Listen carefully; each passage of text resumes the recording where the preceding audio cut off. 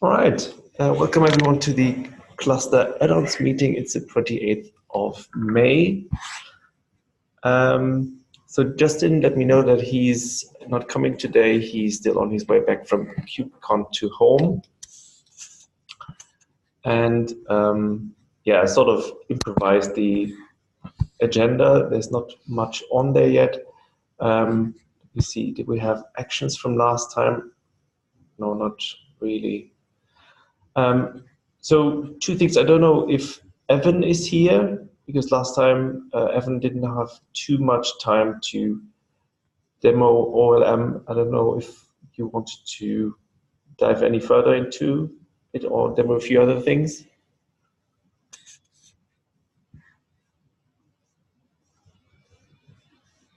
Okay. I just saw that, yes, Red Hat NYC. That's where Evan was coming from the last time. I mean, we can also do it in the next meeting. Doesn't really matter. Maybe Lee, or maybe before you go, is there anything else any one of you was hoping to discuss, or any update maybe?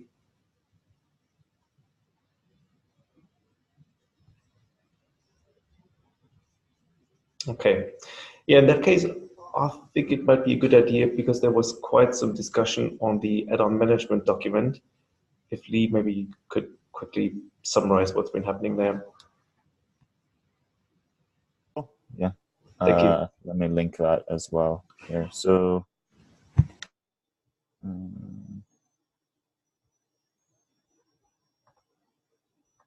okay, this is the May 28th meeting.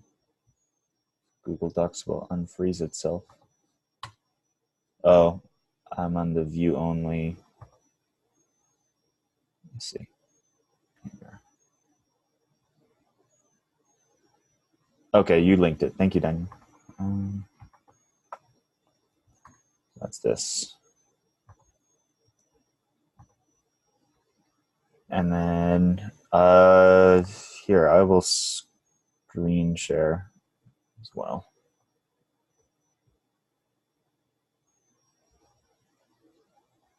You can hear me, right?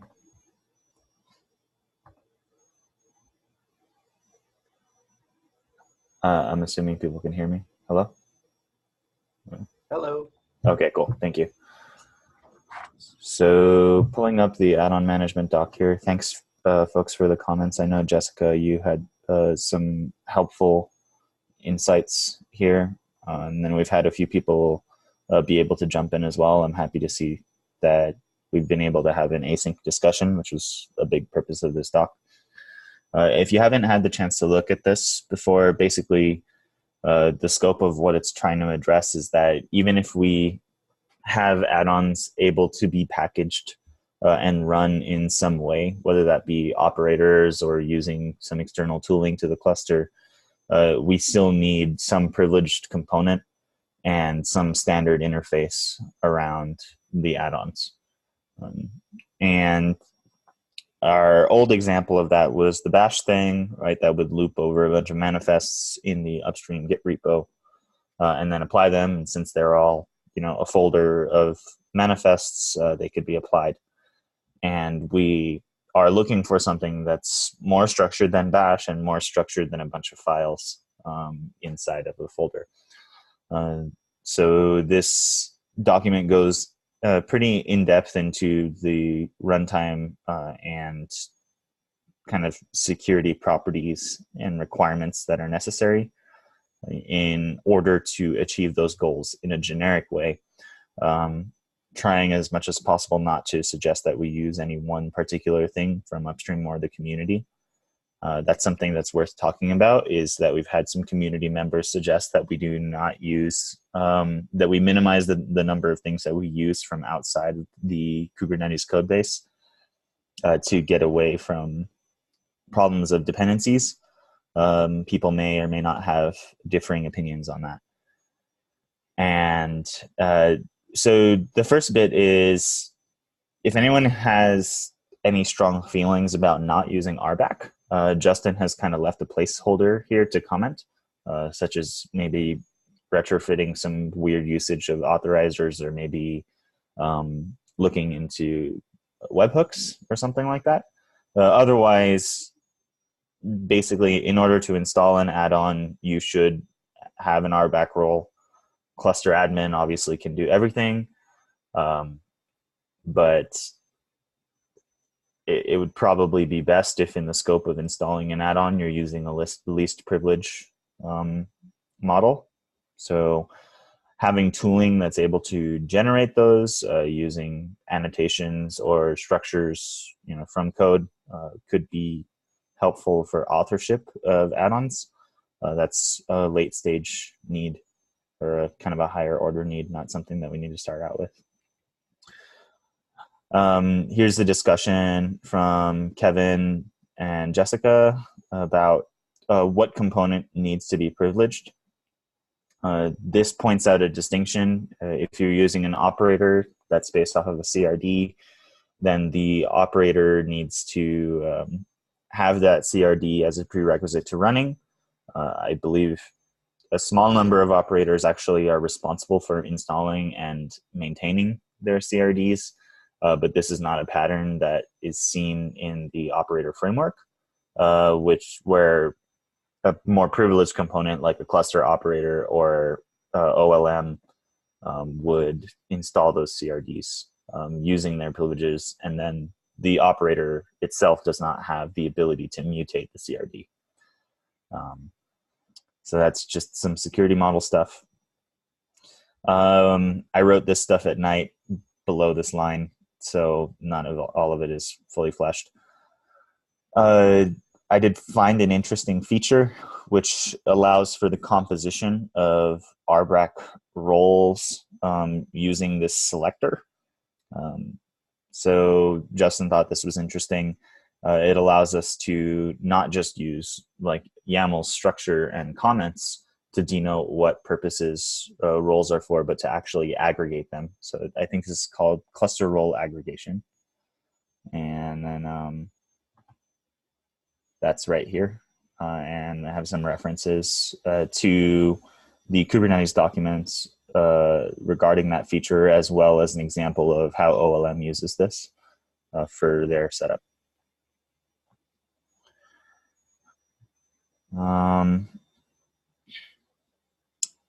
Also, Jessica mentioned that apparently, I'm guessing Jordan Lidgett wrote a tool for turning audit logs into RBAC roles, so we could potentially do some kind of generation of an operator's runtime by running some end-to-end tests on it with the cluster admin, and then maybe minifying that down into a more precise RBAC role. I really like that idea. Thanks for the comment. I'll have to look at that tool. Yeah, I haven't talked to him about it to see how actively he's really been keeping that up to date.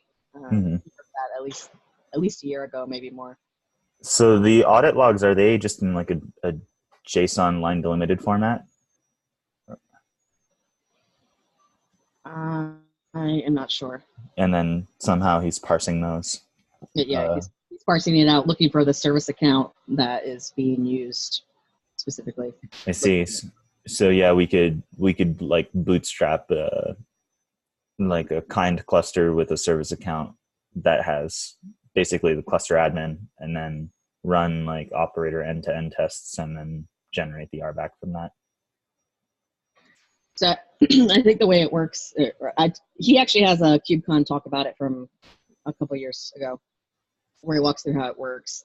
So you don't grant the permissions. You try and run the thing. You let the audit catch the failures, and then you generate RBAC from that, and then you can iterate on that until there are no more failures, and it has everything that it needs to do. Interesting.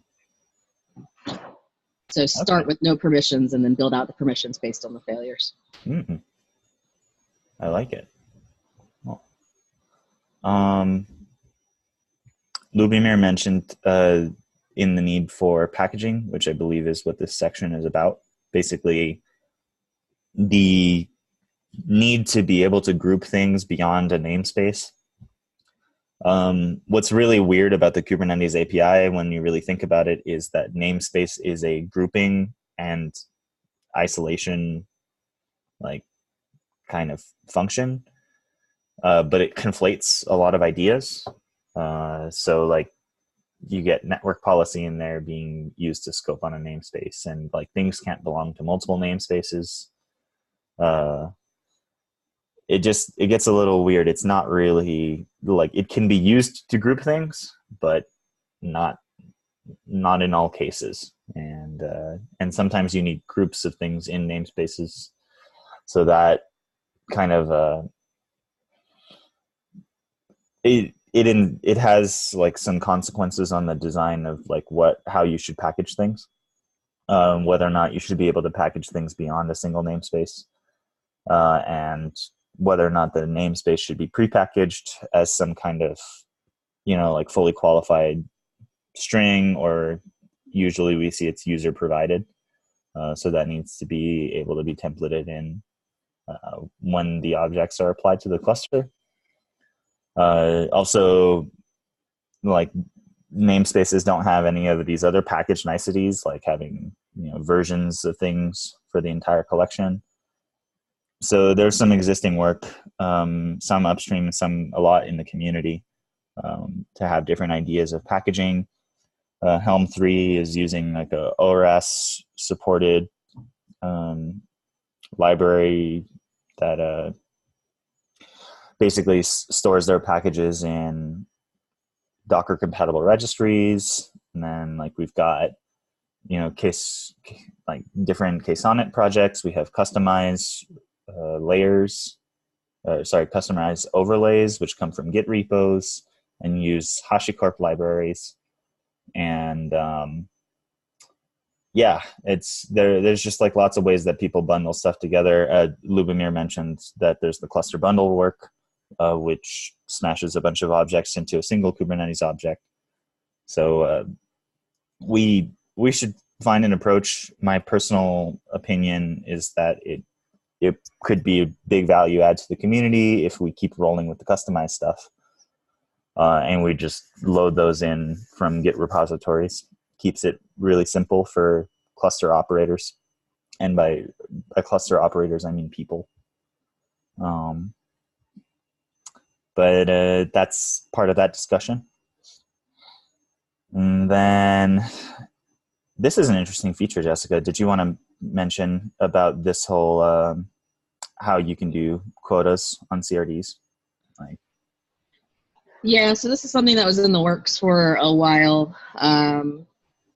With 115, the changes finally went in. So for namespace CRDs specifically, so this is not for cluster scope CRDs, you can have quotas on them in a namespace. So you can say you can have 3 instances of the CRD, but you can't have more than that in any given namespace. So this is an interesting way to handle things like singletons. So you could default to, you get none of them in most namespaces, but you grant one namespace the ability to install exactly one of these things.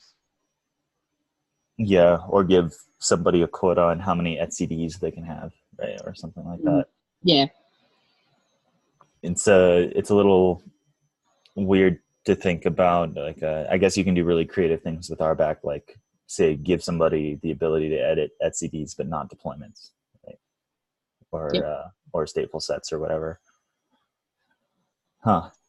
Or similarly, like instead of a somebody, you could make it an app. An app only has the ability to work on these custom resources, and the RBAC prevents it from creating more than whatever to protect the cluster from unintended fan out. Yeah, so the thing with not having quota on CRDs today is that you can create as many of those as you have RBAC to create. Without quota, that means if you can create it, you can create 1,000 of them or more. Yeah, or like 1 million and take down the cluster. Yeah. That is very interesting.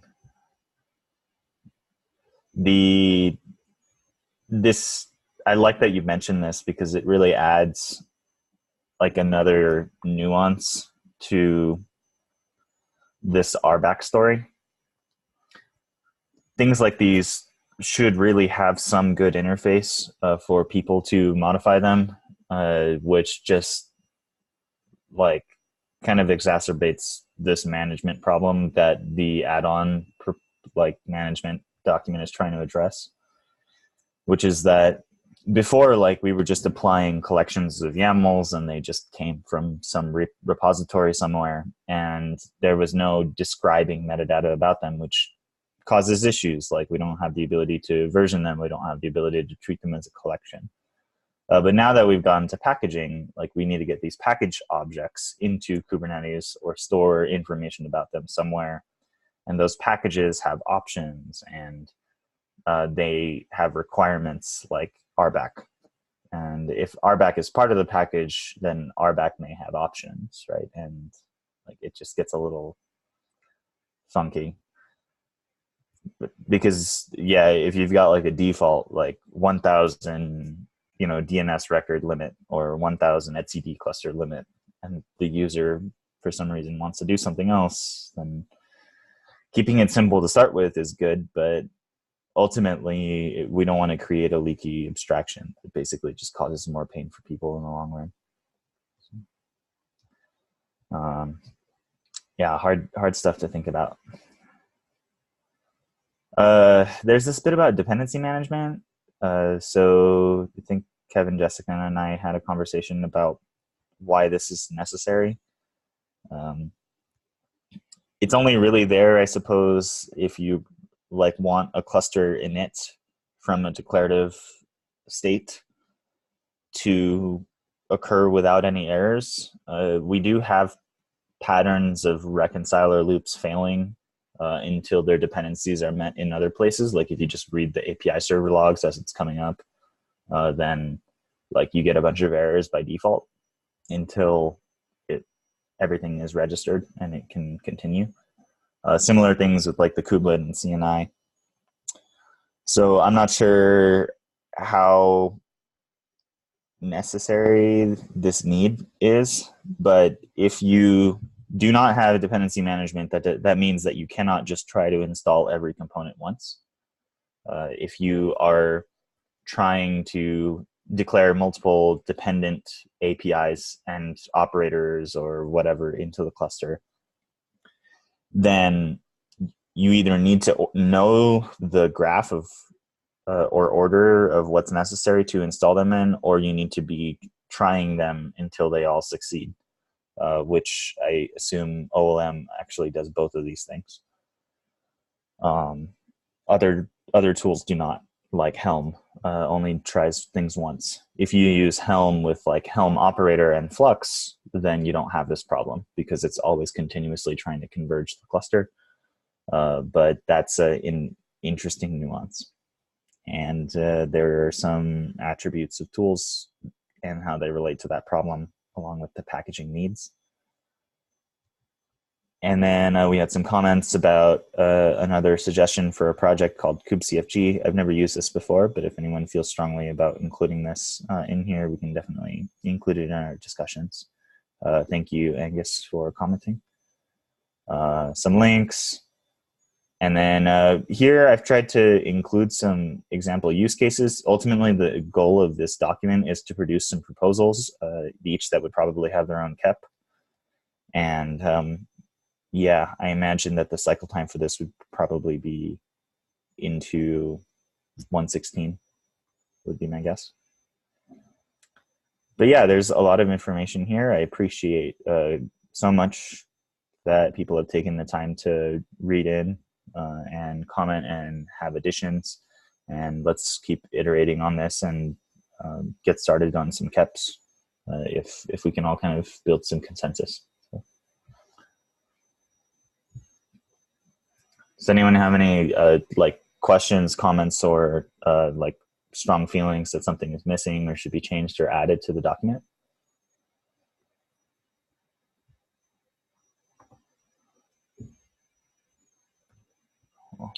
One sort of thought I had, and this might just be because I haven't thought about it too much. There's a section in the document where we talk about like long-lived processes versus just sort of one shot. I think that's very interesting, and I would maybe like to see like to understand if it's a goal, or could we make it a goal, or is it crazy to make it a goal that we can write some code once, we can write the management once and run it in both ways. I can see where just some clusters, some users want it to be a long running thing and some users want it to be a one shot thing. And I think that technically it feels possible to solve that with the same code. And I'm just curious if that's like scope creep or if that sort of makes sense to pull those together. I am really interested in that idea. We do just have like a quick quib about it in here, which is probably what you're pointing out. I kind of forget what section that is. It might be in this runtime section. And I think, it's probably in this paragraph somewhere. Yeah, we kind of these two talk about like the two things, and I think you capture really well that there's two sort of categories. Mm-hmm. And I think just maybe the last sentence of the ad hoc sort of does it, but I think maybe just an explicit goal that says like, hey, we think we can solve both scenarios with one sort of thing. Yeah, here, let's leave a comment on this. Yeah. Cool.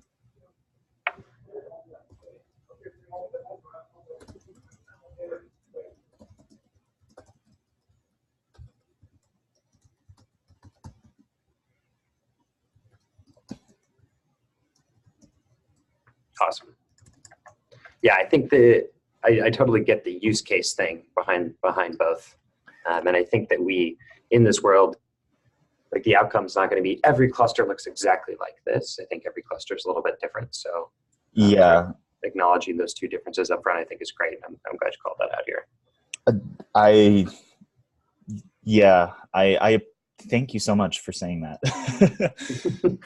This is one of my biggest like dissonant feelings with everything that we've been chatting about with regard to operators. Is just the security model and the runtime requirements of maintaining these components in clusters is not fit for small clusters, for clusters that need to run on low power hardware, for people who are in a high compliance environment where they need very tight control over things that are running.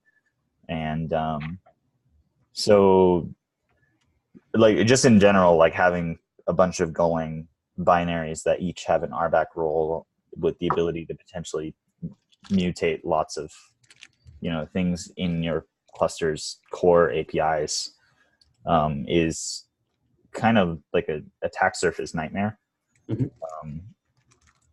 Even though and I mentioned that in like some mitigations in the security section about like the trade-off between the runtime versus long-running programs, the ad hoc versus the operator, about how there's different security properties there. I would be really interested in something that can turn an operator into a program that converges and can be run, say, during cluster lifecycle operations that are more ad hoc, such as upgrades. Existing tools like Customize and Helm, as well as many others, already behave in the ad hoc manner, right? Where they store state about what they did inside of the cluster in very low value objects. And then the privileged code needs to be run often with some, like RBAC account that's external to the cluster. So that's an attractive security model for some people. If people want to comment more on their ideas there, that would be great. Part of the reason why I'm leaning toward this whole customized thing, and Justin has some time to talk about this tomorrow, so I'm going to try to get on and chat with him, is if we're just using customized overlays with some simple logic, then the operators themselves become very thin and then we can basically do whatever we want with those bundles of things outside of the cluster. But yeah, for more complex things like the core DNS operator is a really good example, because there's nothing that you can really do in Kustomize besides maybe like writing a plugin that will actually calculate the cluster IP for the service. So you need some kind of code that will like read the Kubernetes service and then mutate it in order to do something. So like making the core DNS operator's logic like work off of that CRD, but like not in long running process, I would be very interested in that, since that's a component that basically every cluster installer has to work with.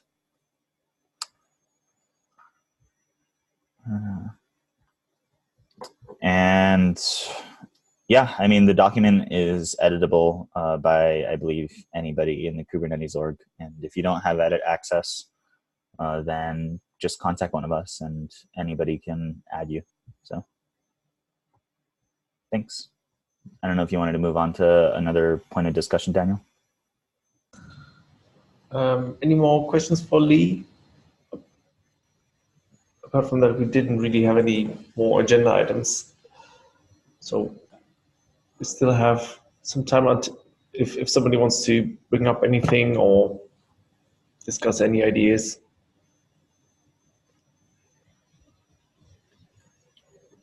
Does anybody have any experience with like trying to use Kustomize as a library?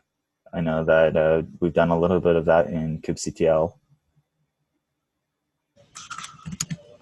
I messaged Whitrock about this, but we didn't get much into it.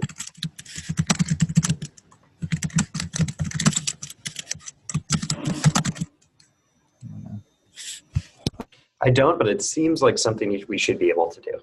It's like, it feels like it should be doable. But there may be work that we need to do or to customize to get it to work that way, but it feels like a reasonable request of the project, I think. Yeah, I mean, I don't personally have any like restraints against just like shelling out to it and parsing standard out, but would be potentially helpful. Yeah, that does make a good, at least MVP, and maybe driving use case to make it an easier library if it's not really structured for it today. Mm-hmm. That is how I've seen a lot of folks just use kube control apply pretty liberally with shelling out. Has anyone looked at a shell operator, which was released last week by I think the folks at like Flant or something? This is kind of interesting. It's worth looking at.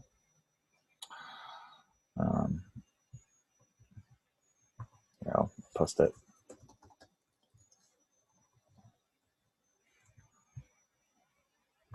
This is Evan at Red Hat. I have some questions and concerns about some of the stuff you brought up, especially with relation to Kustomize. I have a lot of the questions that you seem to have as well about how useful it is for operators, but one thing that I have been thinking about is its distribution, which seems to be based around Git right now. And it seems like a lot of the other community efforts that you mentioned in the packaging formats seem to be focused more on OCI-based distribution. I don't have a lot of strong feelings one way or the other, but it seems like if we could make a decision around how things get distributed, or if we could convince like Kubernetes in general to pick a distribution method for YAML blocks, and make it a little easier to make packaging decisions for operators. Yeah, that's a great point. Thanks, Evan. On the last call, I mentioned some ORAS stuff, or somebody did, and then we started talking about it. And Tim St. Clair jumped in and said, "Hey, maybe let's not like have external, like so many external dependencies, since that's apparently not a Kubernetes project, right?" Oh, it's not. I guess it's JS Labs thing, I think. Yeah, I mean, it's probably kind of Microsoft governance would be my guess, but it is just OCI, and OCI is for sure Kubernetes, right? Isn't that CNCF? Yeah, that's my understanding. Is ORS is a library to easily construct OCI packaging formats. But The only argument I can think to make right now is that if you stand up a Kubernetes cluster, you have to have some image registry available, and you don't necessarily have to have a Git repo available. But that's sort of the extent of my thoughts around this so far. yeah, the only other weird part that I have about that is that unfortunately using the OCI stuff, like you don't normally have access to whatever storage backend is actually being leveraged by the cluster. Mm-hmm. So that stuff probably needs to be pulled in by default at runtime, and then maybe stored into like a PVC or something if you want to get really weird about it. But which doesn't really like it doesn't look different from what you would have to do with the Git repo. Git is probably bigger than an OCI client. Mm-hmm. I like the idea of using the OCI stuff. Yeah, the other a couple other things that Jessica has mentioned were signing. Like we have mechanisms for signing images. We don't have mechanisms for signing Git repos really. I mean, individual commits can do. That's a really good point too. We should probably be recording this. I'm not sure if somebody's taking notes, but that, yeah, image signing and just all of the stuff that you get when you use OCI compatible blobs is a big deal. Yeah, and all the tools around mirroring, right? There's a lot of customers out in the world that need to mirror into disconnected environments and things like that. You know, not having to reinvent the wheel for some of this stuff. Personally, my proposal would be to support both. That's just because working on smaller teams in smaller environments, Git is, lingua franca, and like people have private GitHubs and stuff and can use them. But yeah, I would say that all of the OCI stuff is very compelling and we should definitely support it, is my opinion. And what that struck me with your overview of community efforts is just the great variety in approaches to packaging bits of YAML. And so I wonder is there like a particular, I don't know, SIG that would be responsible for coming up with a standard that we could say, hey, like there's a lot of opinions on this and it would really help if we could get one single answer.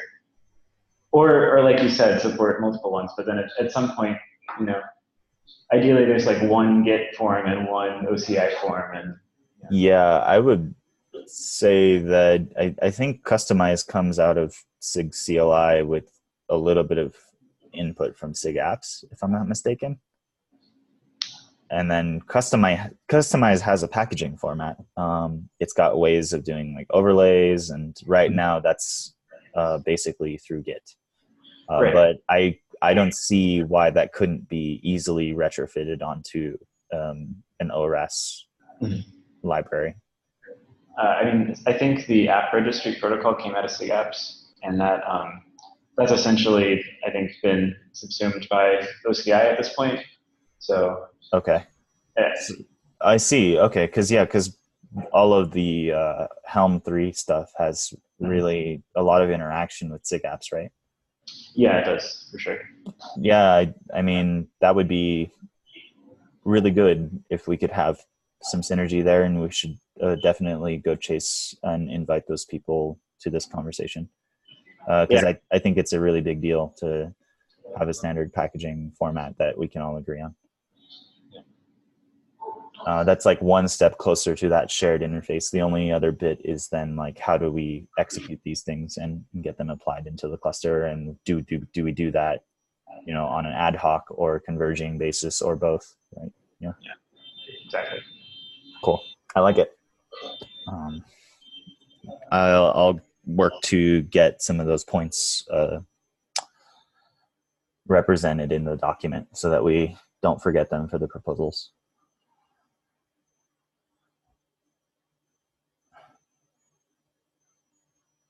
Cool.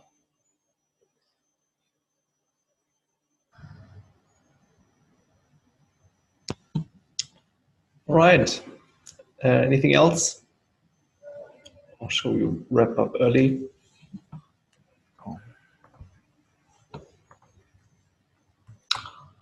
That's shell operator in the chat. If anyone wants to write an operator backed by informers and Golang in shell. Cool. I'll edit. Like kubectl and JQ. I'll add it to the document. Certainly, we would be easier to author. So, and much more prone to vulnerabilities. Yeah. Cool. All right. Thanks a lot, everyone, for your time. And I'll see you in 2 weeks. Thanks, Daniel. Bye, everyone.